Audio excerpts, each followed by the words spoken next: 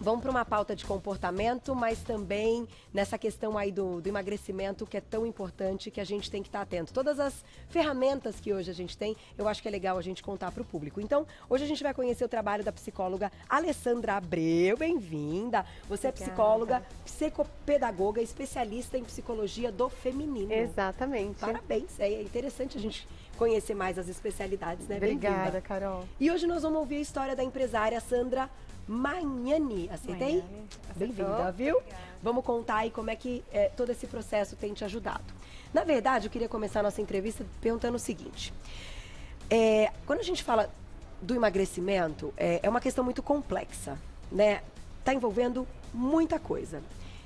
E eu concordo quando a gente pensa que o emocional, ele interfere 100%. Agora, como é esse processo atuante de conseguir usar o emocional a nosso favor e não contra, que é o que a gente normalmente faz quando a gente se sabota, né? Bem-vinda. Obrigada. Quando, às vezes, as pessoas procuram um processo terapêutico e elas falam mesmo, né? Tento emagrecer, não consigo. Percebo que eu boicoto qualquer processo de aprendizagem de reeducação alimentar. Percebo que eu desconto as minhas emoções e meus sentimentos na comida.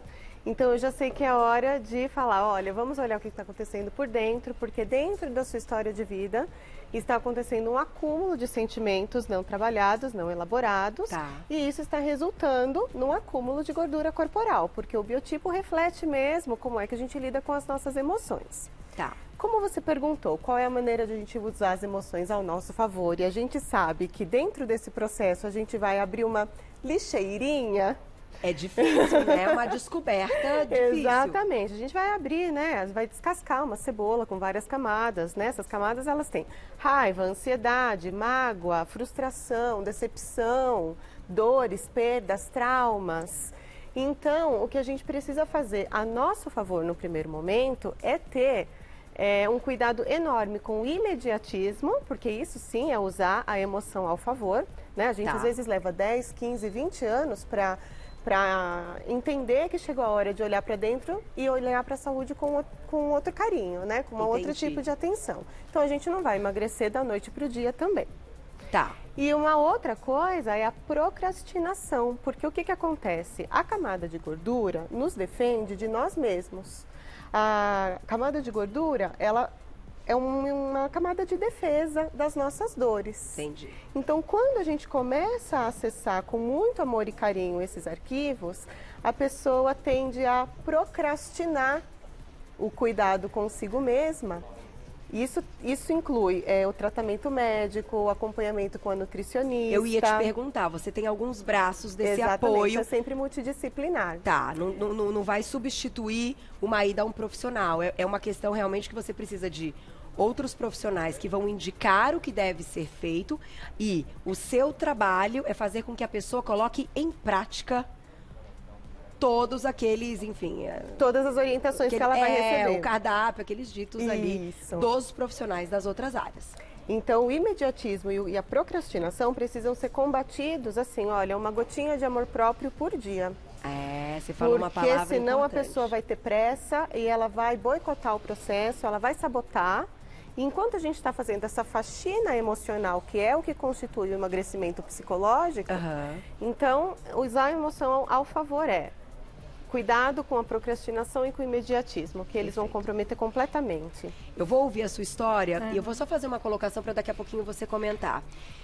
Se de fato algumas pessoas têm mais predisposição se você já tem percebido, né, ao longo desses anos com o trabalho, mais predisposição de realmente perder o foco ou das emoções ficarem embaralhadas e isso distorcer tudo. E uma outra coisa, gente, que eu acho interessante, que eu tenho observado, que é o que eu coloco ali em rede social, de coração, assim, para ajudar.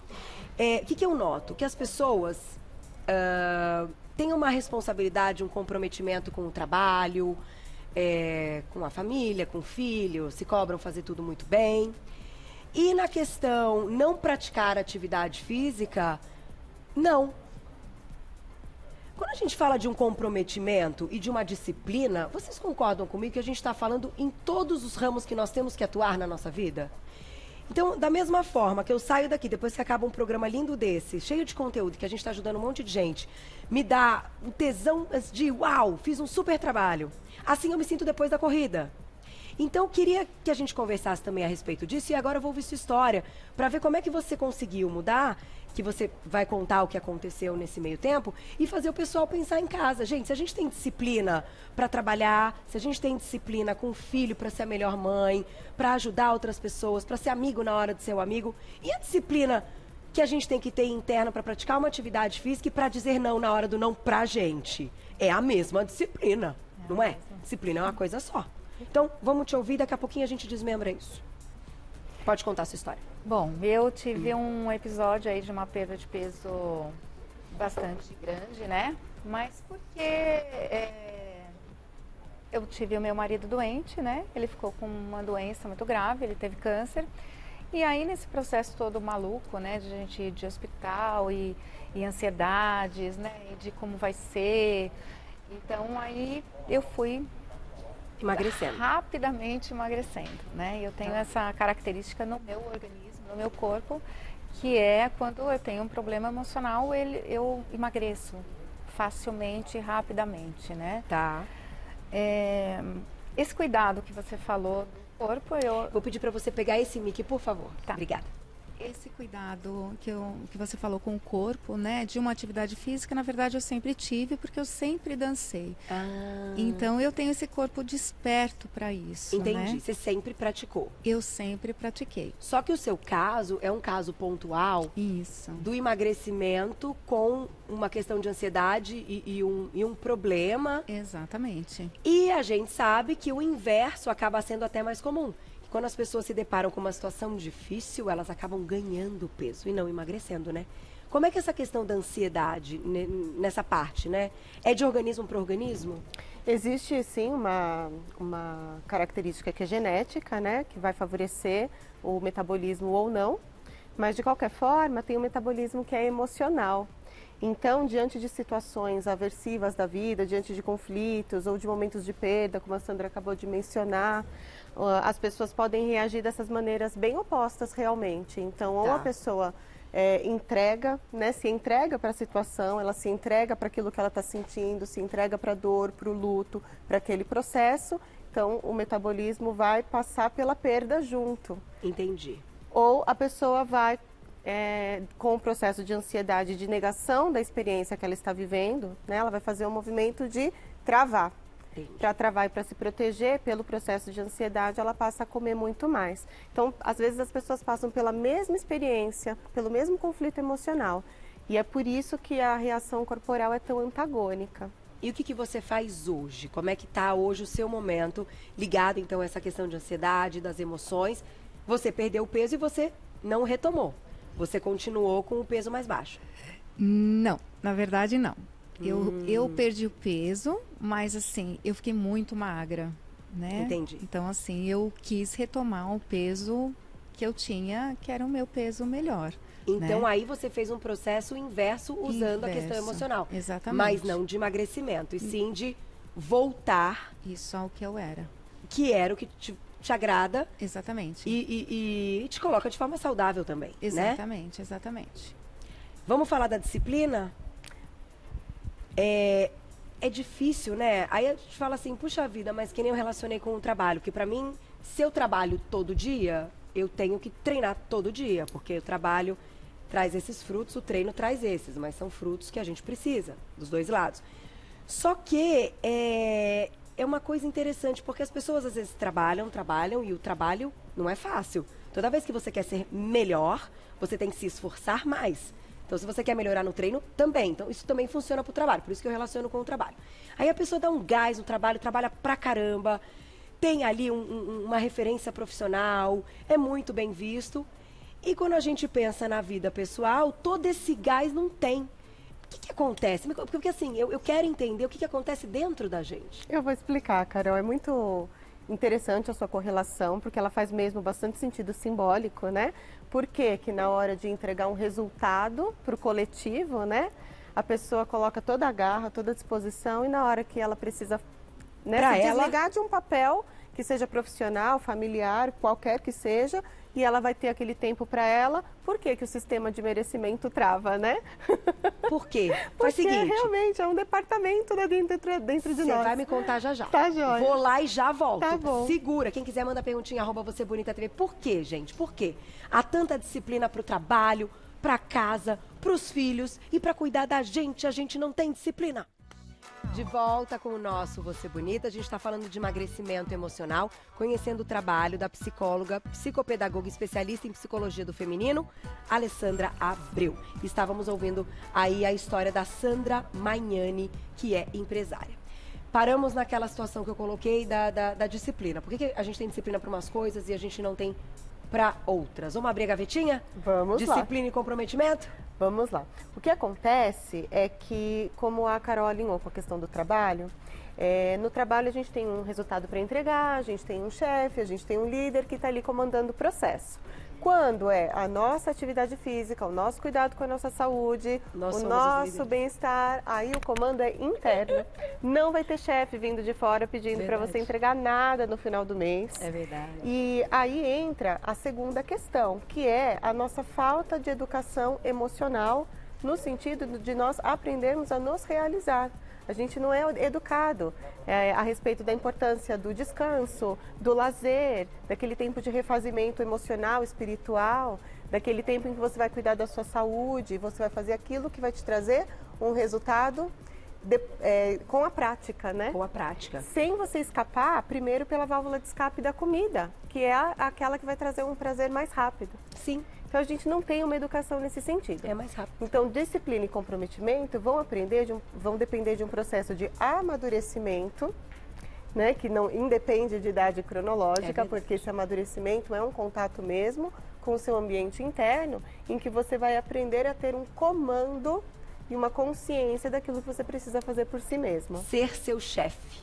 Exatamente. Gostei que você relacionou com o chefe, já que eu relacionei com o trabalho. Vamos relacionar com o chefe. Então, se você vai ser seu chefe, qual é a sua meta? Exato, isso a Sandra mencionou, então ela passou pela experiência, né? Até ela me contou um pouquinho enquanto a gente estava no intervalo, ela me contou um pouquinho que após o luto, ela como já tinha um trabalho desperto de consciência corporal, para ela foi fácil ela se gerenciar emocionalmente nesse sentido, ser chefe de si mesma e falar, pronto, passei pelo meu luto, sofri, passei pelo que eu tinha que passar, elaborei e agora vou fazer um retorno a minha natureza, né? Vou fazer um retorno. E como ela tem uma consciência corporal desperta, que a dança sempre promove, né? Exato, a dança traz isso com muita plenitude. Para ela fez um retorno muito rápido. E se sente bem. E tá tudo bem. Agora tá tudo bem. Tá aí, tá com o olho brilhando. Não é fácil, é o que a gente estava falando durante o intervalo, gente, é assim. O trabalho, claro, te traz a recompensa profissional, né? Para quem ama o que faz, isso é extremamente importante e gratificante. E a questão financeira, que, de fato, todo mundo precisa. Agora, a atividade física e esse autocontrole do que a gente vai colocar na hora que a gente vai fazer a refeição, isso te traz saúde. Então, conversávamos isso. A gente precisa dos dois, a gente precisa da questão financeira e a gente precisa da saúde. Não adianta ter muito dinheiro e não ter saúde. Como também, se você tiver muita saúde e você não puder realizar sonhos e não estar comprometido ali com o trabalho de certa forma, vai ser difícil. Então a gente está falando de coisas que caminham juntas e que nós mesmos é que separamos, né? Como é que a gente inicia? Queria fechar com essa parte do seu trabalho. Qual é o primeiro passo? Primeiro passo, quando a pessoa procura a ajuda psicológica nesse sentido, é entrar com o conceito da alimentação gentil.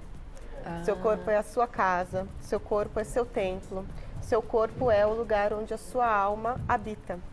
E por isso, ele merece ser tratado apenas com o melhor para você. Então, eu convido a pessoa a passar por um processo de reflexão desse conceito e de experimentar a prática da alimentação gentil, que é prestar mesmo atenção que o corpo pede, prestar atenção enquanto vai comer, prestar atenção no que está sentindo ao procurar a comida. Tá. Né? Eu falo, olha, tem muita coisa que você abre a geladeira e não está ali dentro. Não está nem na geladeira nem no armário. É verdade. Procure dentro de você antes. A Glaucia, minha diretora, citou uma coisa importante, que é a rede de apoio. As pessoas ao redor, as pessoas que convivem, precisam ajudar de certa forma, né? Com toda certeza.